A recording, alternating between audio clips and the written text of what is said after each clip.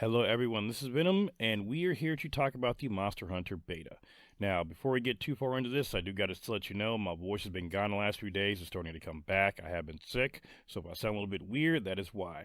Although I'm sure that my clan and my wife have enjoyed me not having a voice for a little bit. But regardless, I've got to get the Monster Hunter beta information out to you guys and let you know what I experienced during my time playing the beta. Now, before we get too deep into this, it's not really going to be a review since the game's not fully out, but I do have to let you know what my opinion is about the game. And I got to establish one thing first because that's going to kind of paint the entirety of what we're going to be talking about. If you are concerned at this game's core, it is a Monster Hunter game. That is going to be the concern first and foremost. Monster Hunter is an established title. It does have a certain kind of play style. It does have, certain things we expect from the game. At its core, this is still a Monster Hunter game. So if you like playing Monster Hunter, it's still going to be a Monster Hunter game. And I say that because that means going forward, since we know it's a Monster Hunter game, the things we're going to be talking about are mainly going to be the generational changes that come, every generation. For example, when Monster Hunter World came out, they kind of streamlined a lot of the crafting and gathering stuff. You don't have to do as much painstaking gathering as you used to have to. You don't have to go through and, make nets and make pickaxes and go out and do a whole bunch of mining and a whole bunch of bug gathering. And they streamlined a lot of that stuff. Another example of a generational change, being able to go back to camp to restock your items. That's the change that came about in Monster Hunter World. It never existed before Monster Hunter World, so that is a generational change. So most of what we're going to talk about in Monster Hunter Wilds is going to be stuff that has come about as a generational change. Again, the game itself plays like a Monster Hunter game. Your weapons have got some different moves, but for the most part, they play just like your normal weapons do with some additional moves or some tweaked moves. You still go out and you fight monsters. You still go out and you do quests. Some of the quests, I'm going to talk about some things that may not have been accurately described in some of the media we got, but we'll get to that a little bit later on. But I do want to assure people that at its base, this is a Monster Hunter game, but we've got generational changes that you may or may not like. If you like Monster Hunter, you're going to like the game. You just may or may not like some of the changes. And like I said, Monster Hunter is true to the original. It is sticking to what it does best. You hunt monsters. That's what you do. That's what the game is all about. You got to learn their patterns. You got to learn your moves. You got to, slay a bunch of monsters, or preferably capture them to get parts of them to upgrade your gear and, make new armor and new weapons. All that is still there. Now, during the beta, we could not make or upgrade weapons or armor or anything like that. We could, gather up items to make some consumables, but that was about it. Now, I mentioned that this game is true to the original because we are having a lot of games coming out here recently, Dragon Age being the big one, Dragon Age of Vilgard, that are being panned as not being true to the originals. Now, regardless of what you think about Dragon Age, it's just, what's going on with it, the political stuff behind it, the social stuff behind it. One of the big criticisms is that it's kind of being ignored is that it doesn't feel like the dark fantasy game that it used to be, that it originally was. And that's a huge thing that's impacting the game right now. Well, like I said, Monster Hunter is a Monster Hunter game. You don't have to worry about that. It does feel like it, so you don't got to worry about anything like them chaining up the formula. So we're just going to talk about some of the generational changes like I mentioned before.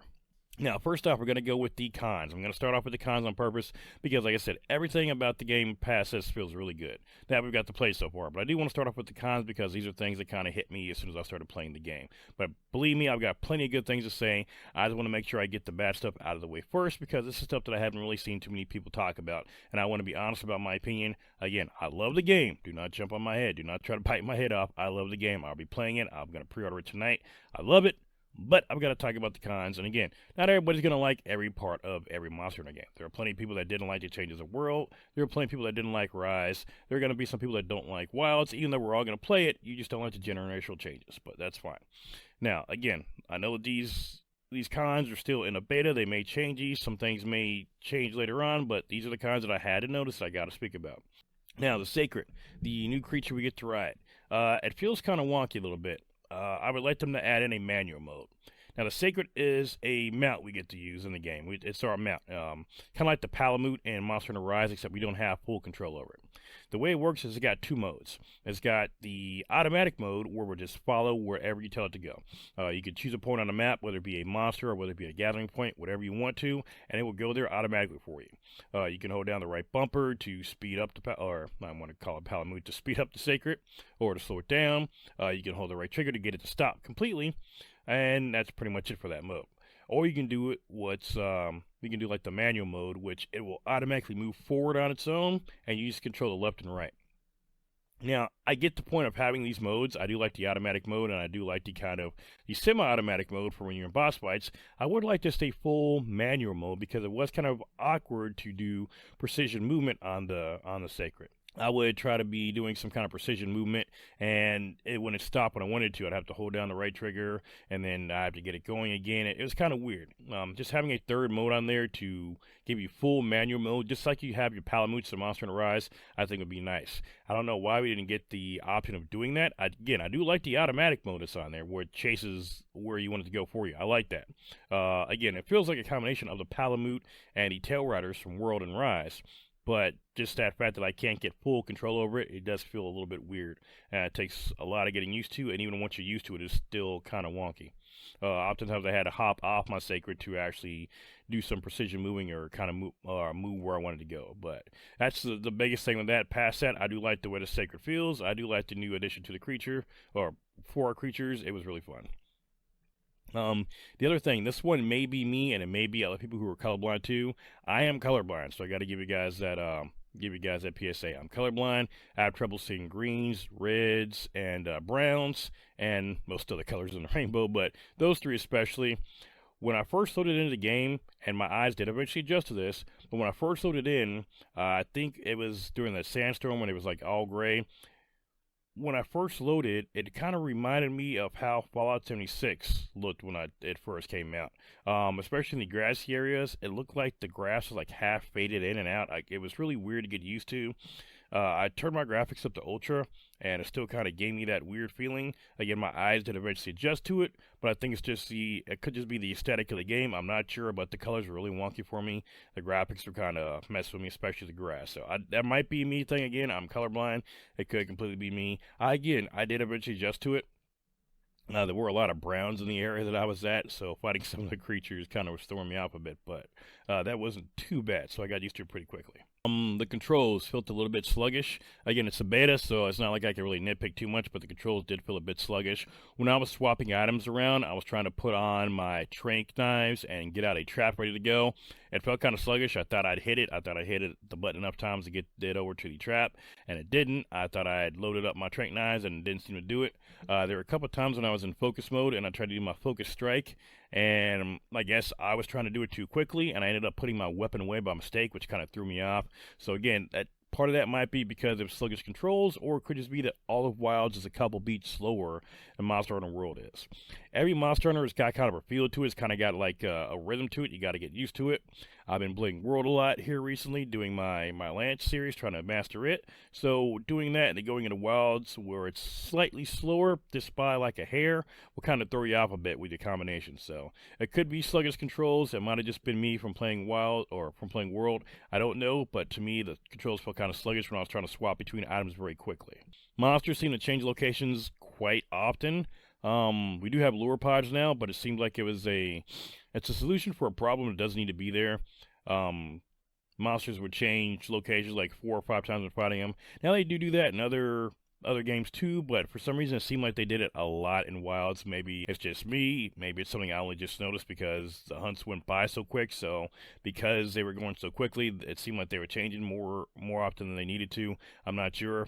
And it's not like a lot of times that they really change huge areas. I mean, a lot of times they just like go across the river. I mean, granted, it's a big open world or open area, so I guess the area change when you can see where the monster's at. When he starts off here and it says it changes area, and you can literally see him right there, it doesn't feel like he's changed areas too much. I don't know, that again, it's a small thing, not a big deal, but for me, especially fighting Del Rey, or I think it's Day Ray, I forgot what it's called, the flying electric guy, I gotta look him up again, but he changed spots like 7 times on us. So other than that, like I said, it could just be that I just happen to notice it more often than not on this one, but it was fine other than that.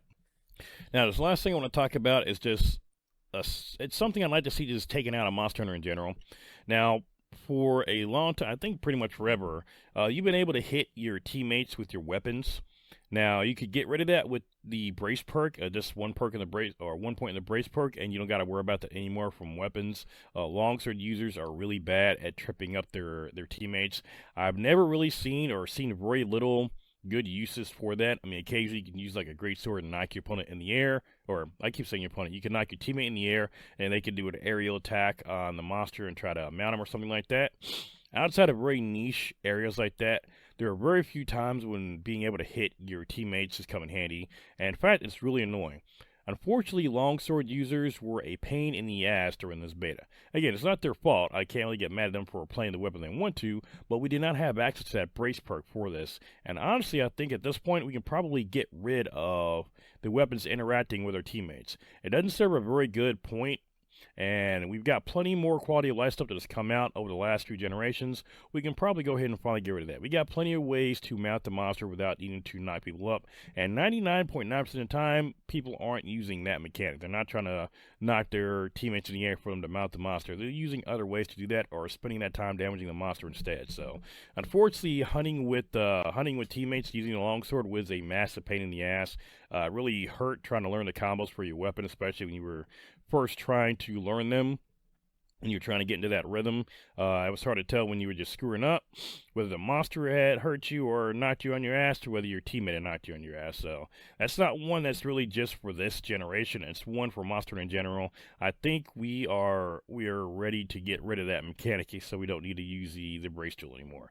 It wouldn't have been that big a deal if we had brace, and it's probably, again, first world issues, but that one is getting kind of annoying, and it's getting annoying to kind of have to slot that in for hunts with other teammates that are using the longsword too, because one is specific to the longsword, and to a lesser extent some other weapons, but the longsword is the most notorious one for it. All right, pros. Now, the pros are this is still a Monster Hunter game. I still, even with everything I talked about, I still love the game. It still plays like a Monster Hunter game. The weapons still feel familiar if you're used to playing with them, and if you're a veteran to the series, you're going to go in and have no issues fitting right into what's going on. You're going to learn some new systems, and you're going to go right into it. Now, some of the new generational changes I like. The camps felt nice. It was nice to be able to fast travel to those camps around the area. It actually takes points to put down a camp, but after one hunt, I had points enough to do whatever I wanted to. Now, I was fortunate/unfortunate enough to see my camp get destroyed while I was in it. I just cooked a meal and my camp did get destroyed. It kind of knocks you out of there. You can go ahead and pay points to have it repaired. It's a quick process, and you're good to go. But the camps were nice. You're able to go out to the field without having to come back to the base or go back to your main camp. Really, they were just base camps, and they're around the map. And they all serve the same purpose as base camps. So it's just nice to have them all around the map. It's just like having starting camps in Monster Hunter Worlds, except you can actually pick where you want these to be at. And it does look like you have limited places you can put your camps as far as how many you can have out.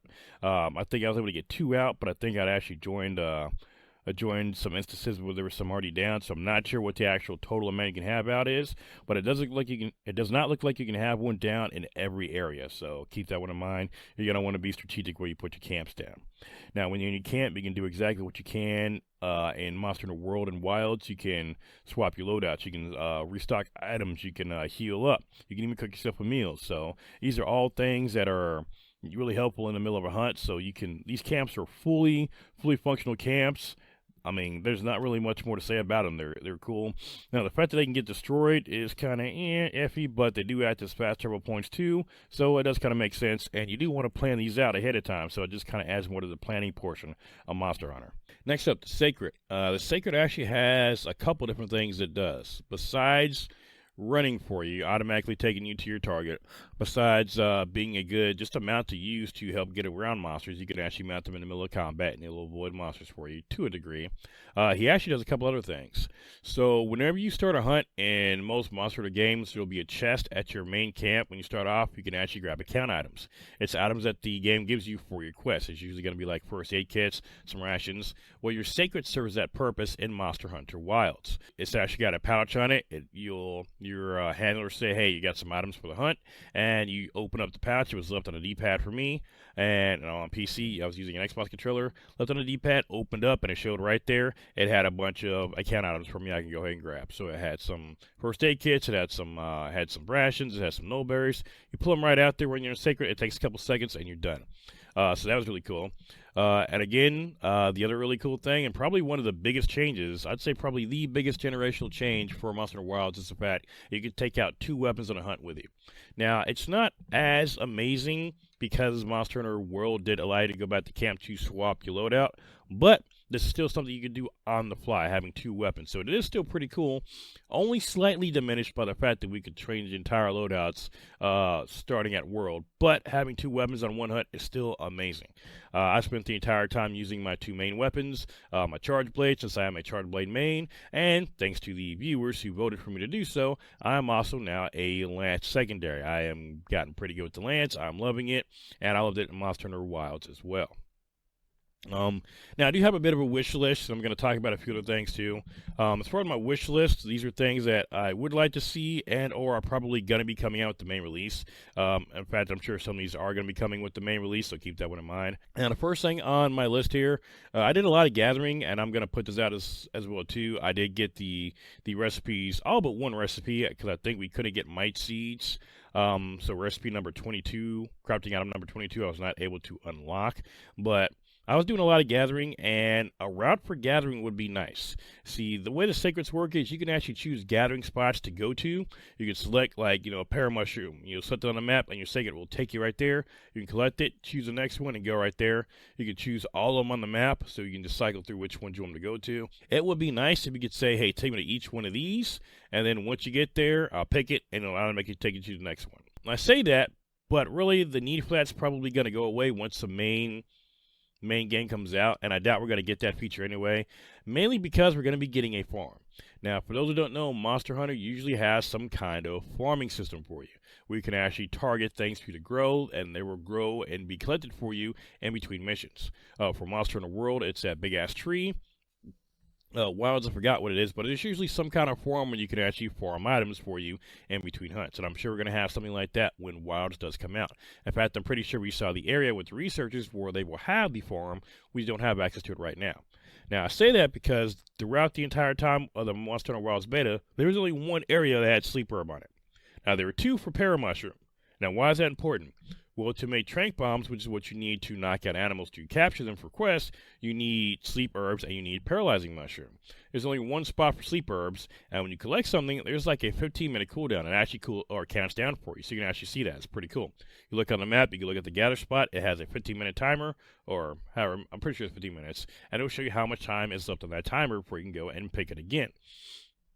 There's only one spot for sleep herbs on this starting map. Now, I'm sure other maps will have more or different amounts, so it's just a starting map. Not that big a deal. We're going to have 4 or 5 maps or so the gathering spots are going to be different for all of them. However, it is still going to be nice to have those farms. Now, there were a lot of spots for honey. Honey is used for a lot of things. I saw plenty of god bugs, saw plenty of things like bitter bugs. There's plenty of basically everything except for the 2 things that help you take out monsters easier, which would be the sleep herb and the paramushroom. Now, the next thing, something I talked about already, and that is our secrets. I would still like them to add in a just totally manual mode to the sacred. Like I said, right now we've got 2 modes on there. It's got the automatic follow mode, kind of like the Tail Riders, and it's got a semi-auto mode where the sacred will just move forward. You can get it to stop, but you've got to hold right trigger and to get it to stop. And then once you start again, it'll just keep walking forward. You like go left and right, and you want them to stop, but you got to keep holding down the trigger to do it. It's weird the way it works. It's almost like a car where you have to like hit the brakes. It's almost like putting on a safety brake, and then when you let go of it, it'll start moving again. You can go left and right, you can go backwards, but then you kind of want to stop in a spot, and he moves again. It's a little awkward. Again, I get it does come in handy if you like call him in the middle of combat. He'll just like keep running forward, and he'll get out of the way of the enemies. But just a full manual mode makes so much sense. I'm not sure why they didn't do that. In fact, going from a Palmute to the Sacred as far as controls, it's a little bit disheartening. I mean, the Sacred can run. It does have a few ways to sprint. It can actually glide when it jumps down. It is kind of nice, but it's just a little bit weird trying to maneuver them around. The next thing is I'm more curious about how this one is going to work when it comes out. Now, for the beta, the lobbies we had were not like the 16-man lobbies we have in Monster Hunter World. I keep mixing them up. They're both W's. They were actually 100-man lobbies. In fact, the one I went into had 79 people in it. And when you load in, you actually see a ton of people around you. So it's not like in the old gathering hubs where you just see like a couple of people. No, it felt like the camp was bustling. It had a ton of people on it. And I'm actually hoping that the full game releases like that, where you load in and it's not just a gathering hub where you load in and you see a couple of people. I want to see the entire camp feel alive. Now, if that's the way that the actual hub works, if that's the way the actual lobbies work, then there's not really going to be a need for a gathering hub unless for some reason you just want a private gathering hub to go to. Just having a hub where you can have up to 100 people just walking around, it's going to feel like the actual camp feels alive. It's going to feel like you're a part of a hunting party, and I'm down for that. Now, something else that I'd like to see in the main game, and I'm sure they're going to have some tutorial there too, but this is kind of one of the unwritten rules of Monster Hunter, and I'm hoping that they teach this correctly when the game comes out, and that is the tutorial for new players on capturing versus killing monsters. For those of you who haven't played Monster Hunter, or for those of you who may be new, whenever possible, you want to try to capture a monster versus slaying it, typically because you get more parts for doing so. You see, a misconception is that Monster Hunter is all about killing monsters. Well, not really. If you actually go into the lore of the game, it's not necessarily about killing monsters, it's about studying them, it's about living with them as well, too. You typically want to capture monsters. It's a bit more frowned upon killing monsters versus capturing them. You want to capture them, keep them alive. If you do so, you actually get a lot more rewards for doing so. Now, some creatures, some monsters you can't, like Elder Dragons, you can't capture them. But for regular monsters, you typically want to capture them. I hope they got a tutorial in the game, or when it comes out, telling people to capture monsters whenever possible, instead of killing them. Now, there was no capture tutorial in the beta. Luckily, I thought to try to do so, I was able to go out and get the materials I needed to capture monsters, and I was able to go through and capture all 4 monsters that we got to hunt. I don't think I saw anybody else even attempt to do that. I'm sure other players did, especially veterans. They probably thought about that first thing.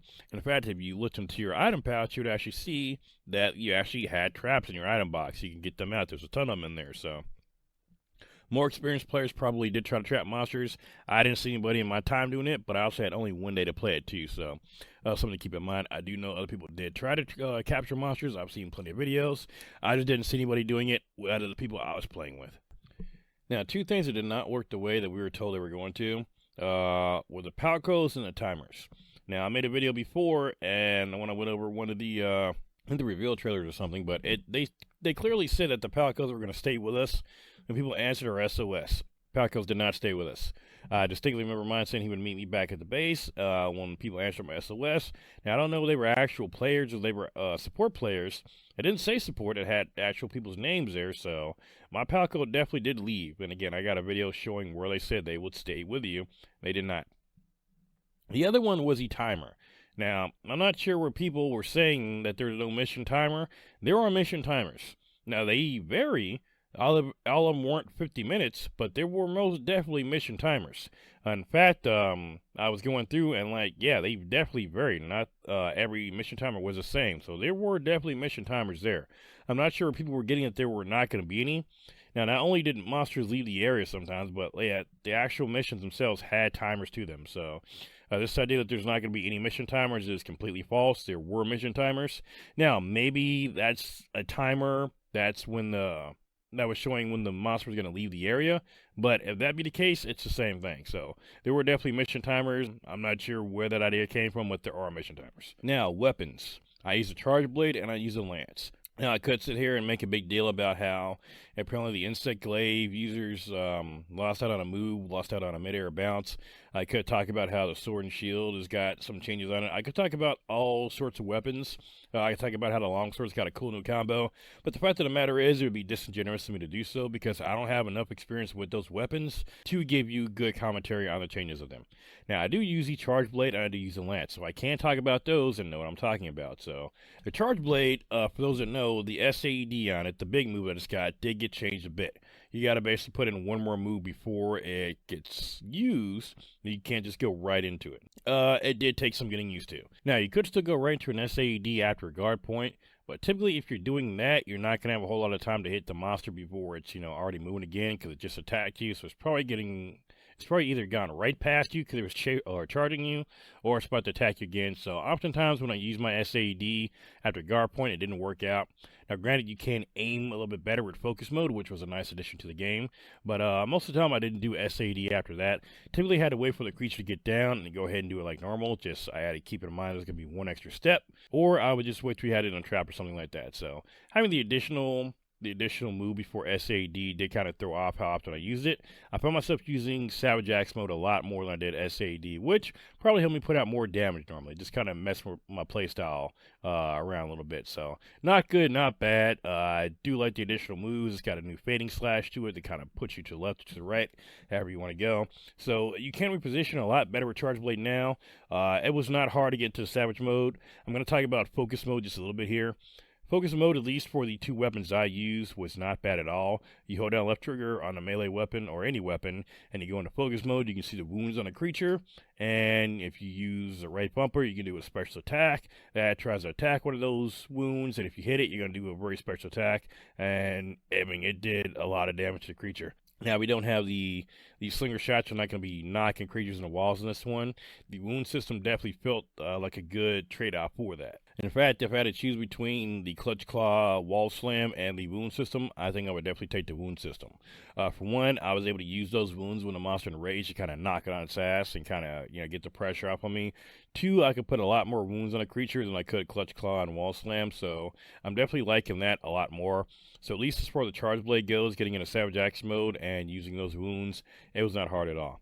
Now for the Lance, same thing. I really like playing the Lance. Now, something that did change on it that is going to take a little getting used to, when you do your Power Guard, it's not going to automatically parry for you. You got to follow up with the parry or the counter yourself. But because of the fact that you have to counter yourself, you got a couple different counter options. You don't just do the automatic high counter. You got a couple different counters you can do. Now, because of that means you have to be proactive in doing the counter, but you don't have to leave yourself wide open with certain counters. So, depending on what the situation is, you can do a couple different counters. Other than that, I mean, all the changes on the Lance were good. I do like the new 3-hit boom, boom, boom combo after your main hit. I do like the power combo after your main three high thrusts.